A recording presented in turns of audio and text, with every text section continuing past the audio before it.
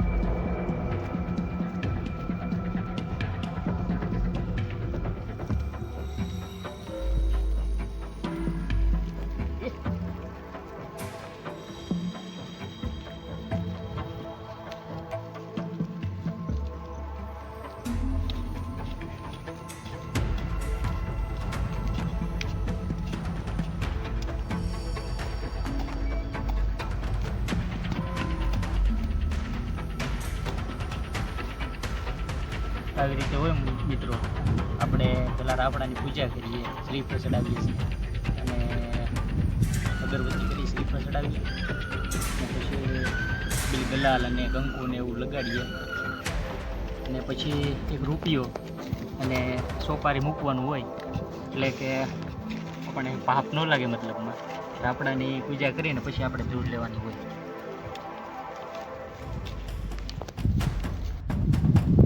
હવે સાગરભાઈ કામ સંભાળી લીધું છે, કારણ કે મેન કામ હવે આ છે.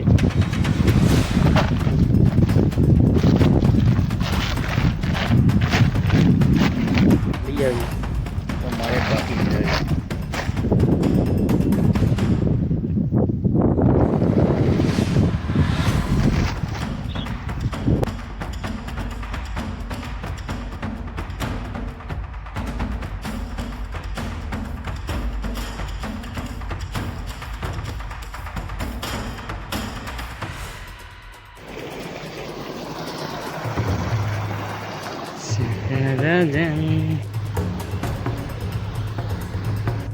હા તો ફાઇનલી મિત્રો આપણે ધૂળ લઈને હવે બે ભાઈ ભેગા છીએ ઘરે.